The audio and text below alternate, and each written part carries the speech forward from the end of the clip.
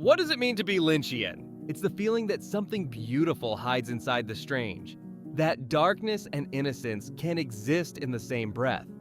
For half a century, David Lynch gave us worlds where dreams bled into daylight. But behind the surreal imagery was a man chasing light through pain. When news broke in January 2025 that Lynch had died at 78, it felt like waking from a dream you didn't want to end. He was born David Keith Lynch in Missoula, Montana on January 20th, 1946. His father worked for the Forest Service. His mother taught language. He grew up among trees and silence, ordinary places that would later become the settings for extraordinary nightmares. As a boy, he loved drawing more than speaking, and that love led him to the Pennsylvania Academy of Fine Arts. One night he stared at one of his paintings and imagined the wind moving through the colors. He thought, I want to make moving paintings. From that thought, a new kind of cinema was born. In the mid-1970s, he shut himself inside a decaying studio in Philadelphia and spent 5 years creating Eraserhead. He had little money, few friends, and endless faith. When it finally premiered, many walked out, but a few stayed, and one of them was Mel Brooks. Brooks saw genius in the madness and handed Lynch his next film, The Elephant Man. That movie revealed the heart behind the horror. It earned him Academy Award nominations and introduced a theme he never abandoned, that suffering and beauty are twins. Then came Blue Velvet, a severed ear in a field, a mystery under a perfect lawn. Critics called it obscene, others called it genius. Lynch simply called it truth. You can't have the light without the dark, he said. They're bound together. By the time Twin Peaks appeared in 1990, millions of viewers had entered his dream. Coffee, cherry pie, and death. An entire town wrapped in velvet fear. He had turned television into a place where poetry and terror coexisted. He smiled at the chaos he'd created and retreated to his studio to paint, meditate, and drink endless black coffee. Reporters begged him to explain his films, but he refused. I don't know why people expect art to make sense, he once said. They accept that life doesn't. To Lynch, mystery wasn't confusion, it was grace. He wanted us to feel before we understood, to listen to the hum beneath reality. In later years, he found peace in small rituals. He filmed daily weather reports from his home, speaking softly about clouds, sunshine, and the beauty of an ordinary morning. Fans thought they were charming quirks. Now they feel like prayers. Behind the smile and the raspy voice was a man reminding us to notice the light before it fades. David Lynch spent his life exploring the space between fear and wonder. And though his films were filled with screams, his message was always hope. He believed that the world, for all its cruelty, was still worth looking at closely, because even the darkest dream can reveal a glimmer of gold. What was the first David Lynch moment that stayed with you? The one that made you realize the strange could also be beautiful? In the last years of his life, David Lynch carried the same calm energy that once guided his wildest dreams. He woke early, made coffee, looked out over the Los Angeles light, and still began every day with the same ritual, his little weather report. Clear blue skies, golden sunshine, he would say, even when the air hurt his lungs. Behind that cheerful tone was a man quietly fighting to breathe. He had been diagnosed with emphysema, a severe form of chronic obstructive pulmonary disease. For decades, he'd been a devoted smoker. Cigarettes were part of his rhythm, part of his thinking. He joked that every idea came wrapped in smoke. But in 2020, his doctor warned him, if he didn't stop, he wouldn't make it another year. For a while, he ignored the advice, convinced that creativity required a certain danger. Then one morning, he said he saw a message flash through his mind. Quit now, or you'll die in a week. He put out the cigarette and never picked up another. He told a reporter later, I owe it to them and to myself to say that you can quit these things that are going to kill you. It was the only time he sounded like a man trying to convince himself as much as the world. He admitted that he didn't regret smoking. It had been a companion for most of his life. But now that companion had turned into the thief of his breath. By 2024, walking across a room felt like climbing a mountain. He described it as living inside a plastic bag. Machines and oxygen tubes became his constant background noise. Yet he never stopped creating. Between breathing treatments, he painted, edited old footage, and continued to record those tiny weather bulletins for YouTube. They were his daily proof that he was still here. In July 2024, his face looked thin, his voice rasped, but he smiled into the camera and said, "It's a beautiful day." Fans around the world commented that they could feel his spirit through the screen. Many didn't realize he was already housebound, confined to a chair near the window where light poured through like a second heartbeat. He spent afternoons sketching abstract shapes, lines twisting like smoke rings, perhaps the echoes of habits he had left behind. Friends said he had become quieter. He spoke less about film and more about transcendence. Meditation had been his refuge for over 40 years, and now it was his medicine. When the pain or breathlessness came, he would close his eyes and imagine floating above the world. "Inside," he once said, "there's a field of pure peace." That's where the ideas live. Even as his body weakened, he seemed to exist partly in that invisible field. He was open about his illness, but never dramatic. He told followers on social media, "I love smoking, but it gave me emphysema. I'm still in excellent shape, except for emphysema." The understatement was classic Lynch, darkly funny, painfully human. He refused to let disease define him. He still worked on short animations, corresponded with young filmmakers, and answered questions about storytelling as if time were endless. Those who visited him noticed the same contradictions that had always defined his work. He could talk for hours about the shape of a cloud, then suddenly fall silent, staring into the air like he was watching an unseen movie play out. He would say, "It's all happening perfectly," even when every breath cost him effort. The man who had once built nightmares on screen was now living inside a fragile body, yet he refused to call it tragedy.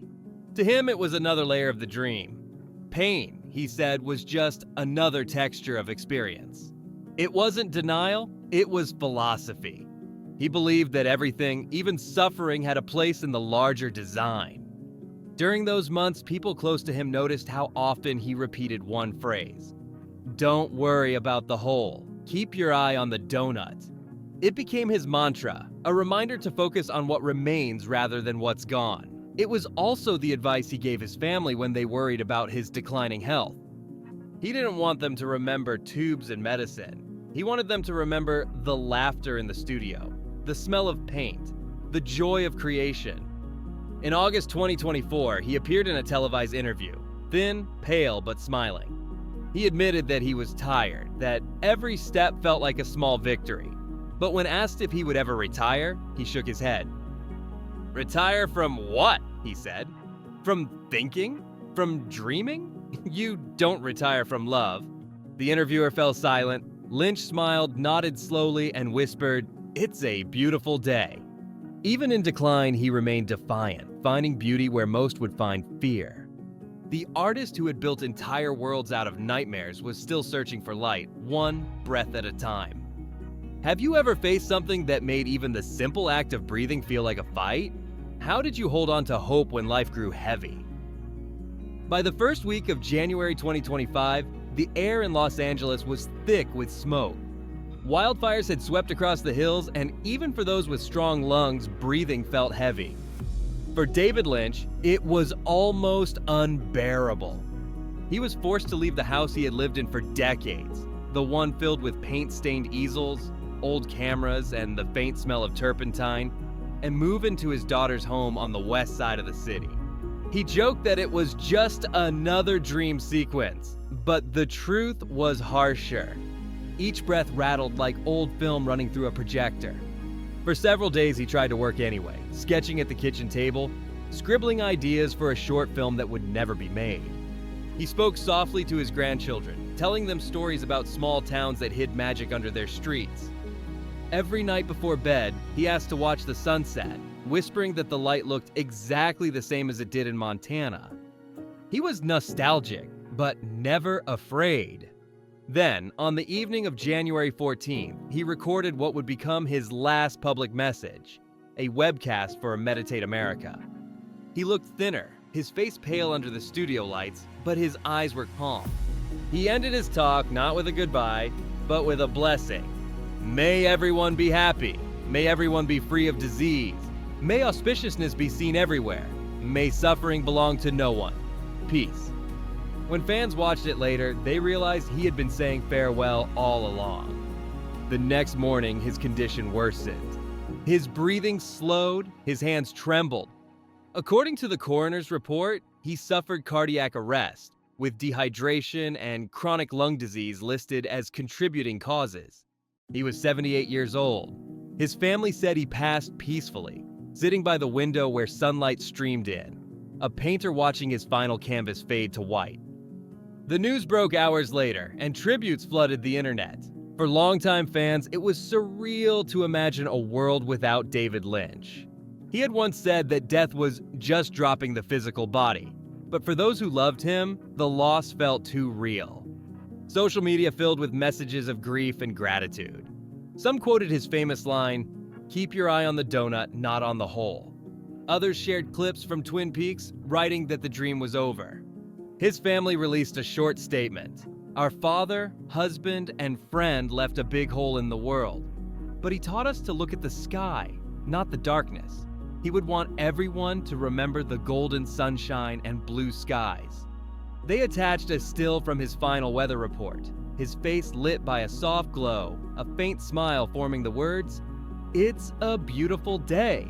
The image spread everywhere. People said it looked like he was already halfway between worlds. In the days that followed, artists, directors, and actors paid tribute.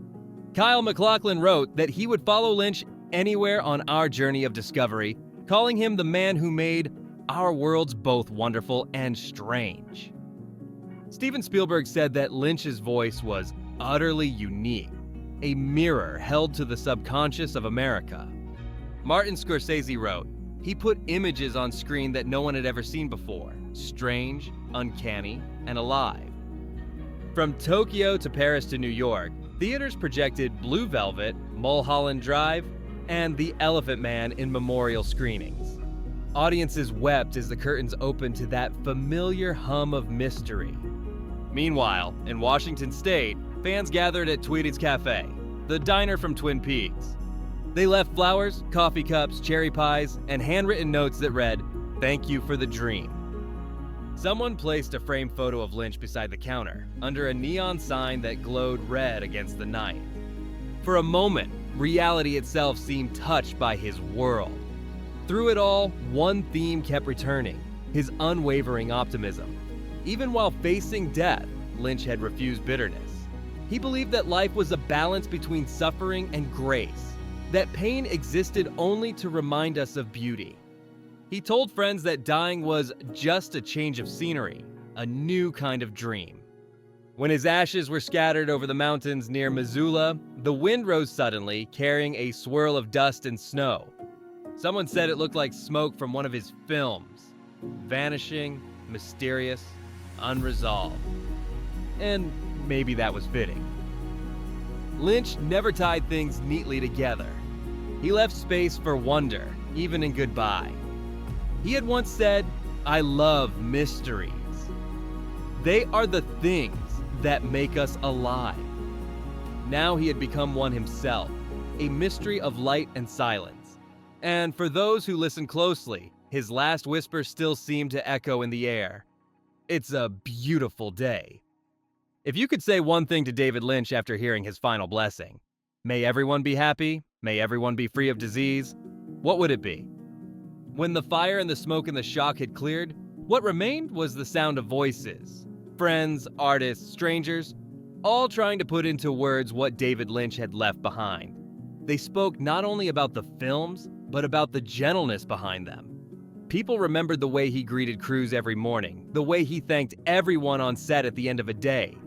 He had turned filmmaking into a form of meditation, one frame at a time, one heartbeat at a time. Barbra Streisand called him a painter who used light instead of oil. Martin Scorsese said his work made the ordinary feel haunted and holy at once. Steven Spielberg wrote that his voice would echo as long as people dared to dream. Younger directors who had grown up on Twin Peaks spoke of how he gave them permission to be strange, to trust their instincts instead of formulas.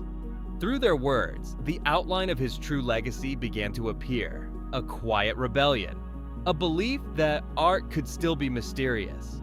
Across the world, fans built small shrines. At Bob's Big Boy in Burbank, someone left a single cup of coffee and a note that read, "For the man who made weird feel human." In Washington, crowds gathered at Tweed's Cafe, the diner from Twin Peaks. They played the show's theme on a portable speaker and fell silent as the last notes faded into the rain. No speeches, no explanations, just a shared understanding that something rare had passed through their lives. Film students wrote essays calling him the last true dreamer of American cinema. Painters said his movies changed the way they saw color. Musicians talked about rhythm, silence, and the way his scenes seemed to breathe. Every tribute came down to the same idea, that David Lynch had taught them how to see. Even those who had never met him felt that strange connection, as if his characters had been waiting in their own minds all along. Laura Palmer, the Log Lady, the Man from Another Place, all fragments of a world that now belonged to the audience.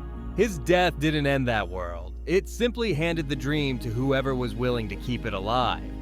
In the weeks after his passing, old interviews resurfaced. In one, he was asked how he wanted to be remembered. He laughed and said, "I don't think about that stuff. I just hope people find something beautiful in the mess." That sentence became the headline for countless obituaries. Something beautiful in the mess. It was his life condensed into 6 words. For his family, the grief was quiet. They chose not to hold a public memorial, saying he would have hated the spotlight. Instead, they gathered at his home in the hills of Utah, where the snow covered the ground like unpainted film stock. They watched the sunrise, drank black coffee, and played his favorite music, old jazz drifting through the thin winter air. His daughter whispered, "He'd call this a perfect morning." And maybe he was right there with them, somewhere in that light, smiling at how ordinary beauty could still be. To the world, he was the master of nightmares. To those who loved him, he was proof that kindness could survive chaos. He had built his art out of contradiction. Horror and humor, beauty and decay, clarity and confusion. That was the mystery he left us, to accept both sides of life without fear. Today, his influence runs quietly beneath modern cinema. Every director who lets silence linger, every writer who dares to leave an ending unresolved, every viewer who finds poetry in a flickering streetlight, they are all speaking his language. The Lynchian world hasn't vanished. It's simply blended into ours. And so the story ends where it began, with a question. What does it mean to be Lynchian? Maybe it means seeing the strange as sacred. Maybe it means believing that even darkness hums with light. Or maybe it's as simple as the message he left behind. Keep your eye on the donut, not on the hole. It's a beautiful day.